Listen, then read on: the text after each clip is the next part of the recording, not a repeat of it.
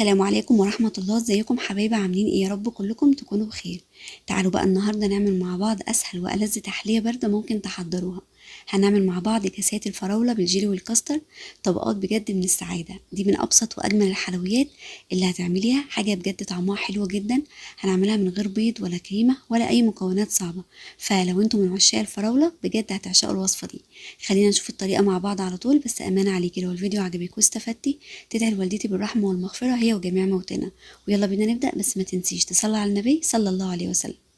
أول حاجة هتجيبي نص كيلو من الفراولة الطازة، بس اختاري كده الفراولة الناشفة اللي لونها بيكون غامق بالشكل ده.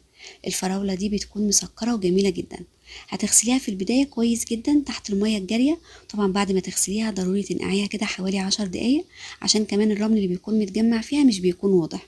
وبعدين هتشيلي بقى الوردات الخضراء من كل حبة وترجعي تغسليها مرة تانية كويس جدا.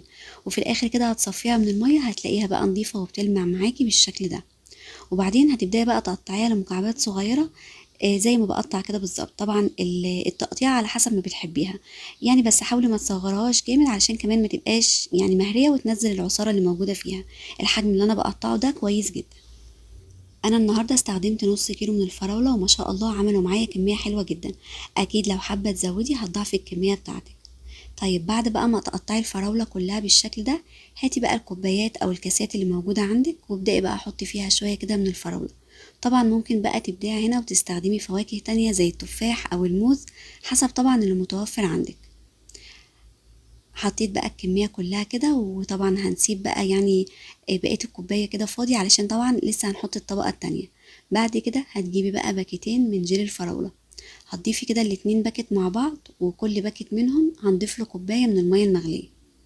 دوبي بقى الجيلي كويس جدا في الاول كده في المية السخنة. وعايزة اقولك لازم تكون المية سخنة علشان كمان الجيلاتين اللي جواه يتفاعل، وده طبعا اللي بيخلي الجيلي يمسك ويجمد معاكي بسرعة.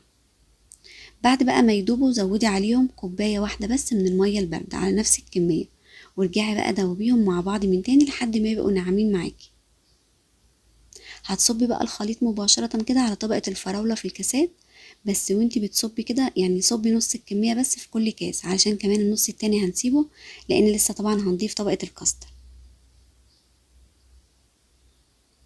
كده تمام، صبيت الكمية كلها وهدخل بقى الكاسات التلاجة على طول لحد ما الجيلي يجمد، وعلشان طبعا احنا مركزين الجيلي فهيمسك معانا بسرعة جدا. الكمية دي عملت معايا 6 كوبايات، وكمان يعني طبقين زيادة بالشكل ده.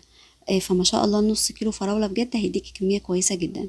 طيب دخليهم بقى التلاجة لحد ما يتماسكوا، وتعالي بقى نعمل الطبقة التانية.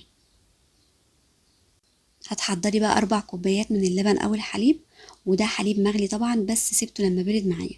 كل كوباية بقى هتزودي لها معلقة من السكر، يعني هنستخدم 4 معالق كبار من السكر على 4 كوبايات. كمية السكر دي مناسبة جدا. وهنستخدم كمان كاستر بنكهة الفانيليا. عايزة اقولك طعمه وريحته جميلة جدا، احسن بجد من اي نوع كاستر استخدمته قبل كده. وبرده على كل كوباية لبن او حليب هتاخدي معلقة واحدة بس من الكاستر. اخلطيهم بقى مع بعض في الاول على البارد بالشكل ده لحد ما الكاستر والسكر يدوبوا مع بعض تماما. بعد كده هتاخديهم بقى ترفعيهم على نار تكون هادية جدا علشان كمان ما يلزقش منك. اهم حاجة تستمري بقى في التقليب علشان ما يلزقش، خلي بالك لو سبتيه ثانية واحدة هيتكتل منك. فعايزة اقولك كمان لو مش متوفر عندك كاستر ممكن عادي تبدليه ب4 معالق كبار من النشا، وبرضه هيديكي نفس النتيجة. ولكن في الحالة دي زودي بقى باكت او 2 من الفانيليا عشان كمان يدي النشا نكهة حلوة.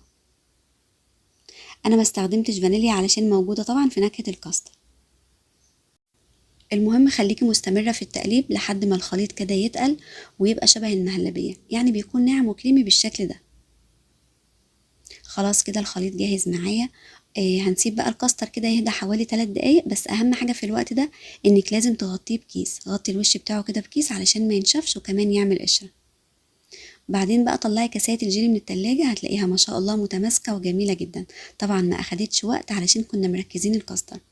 صبي بقى عليها خليط الكاستر بعد ما برد شوية، وخلي بالك ان الكاستر ما ينزلش سخن خالص عشان كمان طبقة الجيلي ما تسحش منك. ما شاء الله شكل الكاسات بجد حلو قوي. يعني في النهاية كده كمان هزين الوش بقطعة من الفراولة. هحط كده على كل كاس او كوباية نص فراولاية بالشكل ده.